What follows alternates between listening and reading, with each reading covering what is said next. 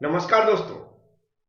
आज का सब्जेक्ट है ऑटोमोबाइल इंजीनियरिंग। और ऑटोमोबाइल इंजीनियरिंग के अंदर आज हम लोग समझेंगे CNG vehicle and electric vehicle में क्या डिफरेंस होते हैं, क्योंकि ये क्वेश्चन थ्योरी एग्जाम में पूछा जा चुका है और फिर से रिपीट हो सकता है। तो इसको समझने के लिए जो मैं यहाँ पर समझा रहा हूँ उसको ध्यान से सुने और वीडियो पूरा देखें, आपको सब कुछ समझ में आ जाएगा। चलते हैं, स्टार्ट करते हैं। यहाँ पर जो भी पॉइंट लिखे हुए हैं इनको मैं वन बाय वन एक्सप्लेन करूंगा तो आपको समझ में आ जाएगा। लेकिन मैं सीएनजी व्हीकल और इलेक्ट्रिक व्हीकल के बारे में कुछ पॉइंट समझा रहा हूं, उनको पहले ध्यान से सुन लें। तो हम लोग जो अभी व्हीकल्स यूज करते हैं वह कौन सी करते हैं? पेट्रोल और डीजल से चलने वाली। तो पेट्रोल और डीजल जो फ्यूल होते हैं इनका एक अल्टरनेट या वैकल्पिक जो ऑप्शन हम लोगों को फ्यूचर के लिए मिला है वह है सीएनजी और इलेक्ट्रिक। तो सीएनजी और इलेक्ट्रिक से चलने वाले जो व्हीकल है वह हमारे लिए फ्यूचर में जो हमारा क्या है, जो हमारा फ्यूल डीजल और पेट्रोल है उसका एक अल्टरनेट ऑप्शन मिल गया है। दोनों की कुछ विशेषताएं हैं, उनको भी हमें समझना जरूरी है। जैसे हम अगर सीएनजी की बात करें तो पेट्रोल डीजल जो जलते हैं उससे जो हमारे एनवायरनमेंट में जो प्रदूषण होता है उसकी तुलना में सीएनजी में थोड़ा कम होता है। लेकिन इलेक्ट्रिक जो व्हीकल हैं जो बैटरी चलती हैं उनमें प्रदूषण बिल्कुल जीरो होता है, क्योंकि उसमें फ्यूल जलता ही नहीं तो गैसें निकलती ही नहीं। इसके अलावा और बेसिक कुछ ऐसी बातें जैसे कि सीएनजी व्हीकल है, अब गाड़ी की मेंटेनेंस कॉस्ट लगती है तो सीएनजी व्हीकल में मेंटेनेंस होता है लेकिन पेट्रोल डीजल की तुलना में थोड़ा कम होता है। लेकिन इलेक्ट्रिक व्हीकल में सीएनजी की तुलना में जो मेंटेनेंस है वह बहुत कम होता है। सीएनजी व्हीकल है, हम लोग जानते हैं कि इसमें जो हमारी चाहे वो पेट्रोल और डीजल हो सीएनजी हो, इनमें सब क्या होता है, हमारे पास गियर का ऑप्शन होता है। क्या होते हैं? जो गियर होते हैं उससे हमारी पावर डेवलप होती है और हमारी गाड़ी जो भी हमारी चलती है। लेकिन इलेक्ट्रिक व्हीकल में गियर का ऑप्शन नहीं रहता है, तो जो हमारी ड्राइविंग है वह भी आरामदायक रहती है, ऐसा बोल सकते हैं, क्योंकि गियर हमें बार बार चेंज नहीं करना पड़ता है। ये भी आपको समझ में आ गया होगा। लेकिन कई जगह इलेक्ट्रिक व्हीकल में हमें प्रॉब्लम हो जाती है, जैसे कि अगर इलेक्ट्रिक व्हीकल में बैटरी हमारी कहीं डिस्चार्ज हो जाती है तो हमारी गाड़ी नहीं चल पाएगी जब तक कि हम बैटरी चार्ज नहीं कर लेते। लेकिन सीएनजी व्हीकल में ऐसा होता है कि यदि हमारी गैस खत्म हो जाती है तो हम उसको पेट्रोल पर स्विच कर सकते हैं, मतलब फिर वह पेट्रोल से चलने लगेगी। तो ऐसा ऑप्शन रहता है सीएनजी व्हीकल के अंदर।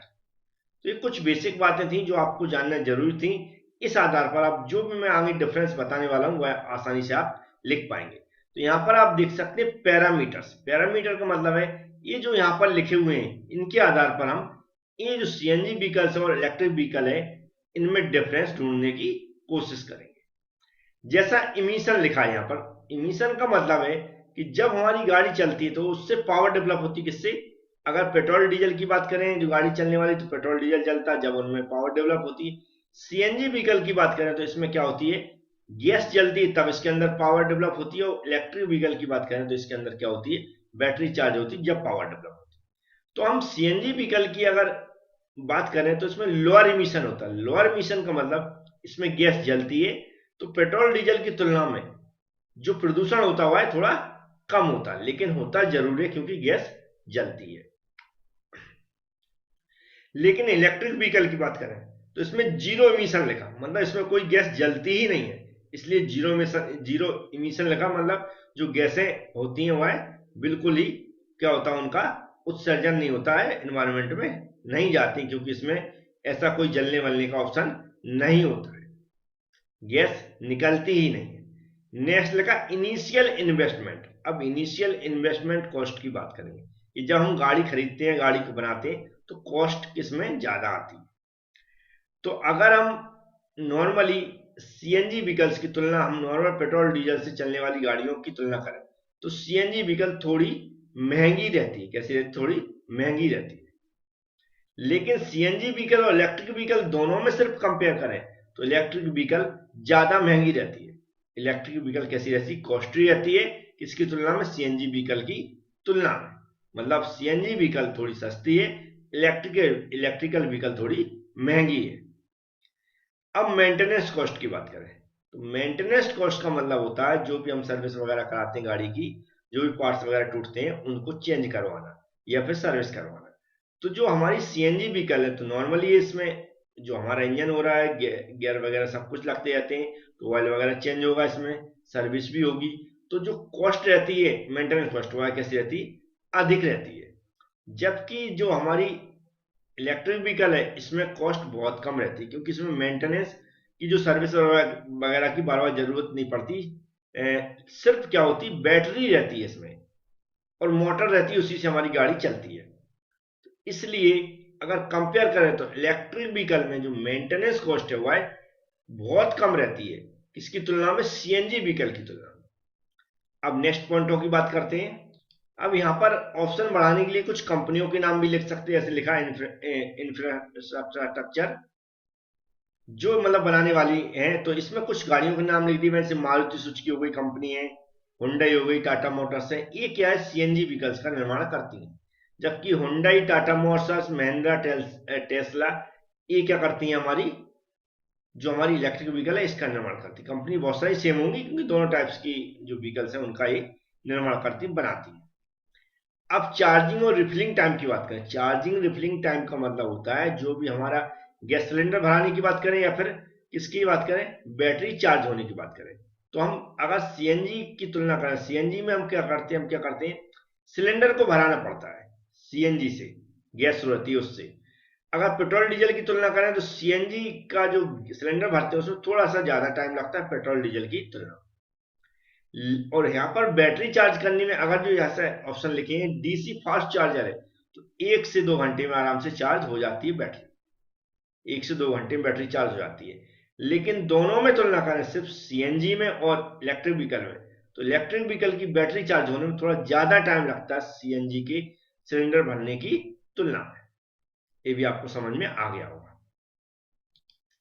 अब नेक्स्ट यहाँ पर लगा माइलेज। मतलब हम जो हम गैस भराएंगे तो उसका माइलेज क्या होगा, जिसे हम एवरेज नॉर्मल बोलते रहते हैं। तो यहाँ पर देखें 35.60 किलोमीटर पर केजी, क्योंकि सिलेंडर में गैस क्या केजी के हिसाब से रहती है, उसके हिसाब से इसका माइलेज बताया जाता है। और बैटरी का जो सिस्टम रहता है 200 से 49 किलोमीटर पर चार्जर। अब ये सब कुछ डिपेंड करता है मॉडल टाइप और मैन्युफैक्चरिंग टाइप पे, बैटरी के ऊपर डिपेंड करता है, ये वेरी होता रहता है। तो ये माइलेज की बात हो गई। नेक्स्ट बात करें परफॉर्मेंस रिकॉर्ड। परफॉर्मेंस रिकॉर्ड यहाँ पर बोलें जो हमें जो डॉक्यूमेंट्स मिलते हैं उसके आधार पर इसका परफॉर्मेंस कैसा है। तो लगभग जो डॉक्यूमेंटेशन है उसके आधार पर हम देखें तो जो प्रोवेंट टेक्नोलॉजी बोलते हैं, जो हमारे डॉक्यूमेंटेशन है उसके आधार पर देखें परफॉर्मेंस लगभग मिलता जुलता है, उसके आसपास ही निकलता है। और इसमें जो हमारी ड्राइविंग है वह भी कैसी रहती है? थोड़ा सीएनजी है जो हमारी इलेक्ट्रिक की तुलना में थोड़ी सी कैसी रहती है? कम आरामदायक रहती है, क्योंकि इसमें गियर वगैरह चेंज करने पड़ते हैं। लेकिन जो हमारी बैटरी की तुलना, बैटरी देखें, बैटरी से चलने वाली गाड़ियां देखें तो हम देखेंगे एक तो सबसे पहले उसमें कोई भी आवाज नहीं आती, मतलब नॉइज लेस रहती है, बहुत कम आवाज आती है, पता ही नहीं चलेगा आपको गाड़ी स्टार्ट की है।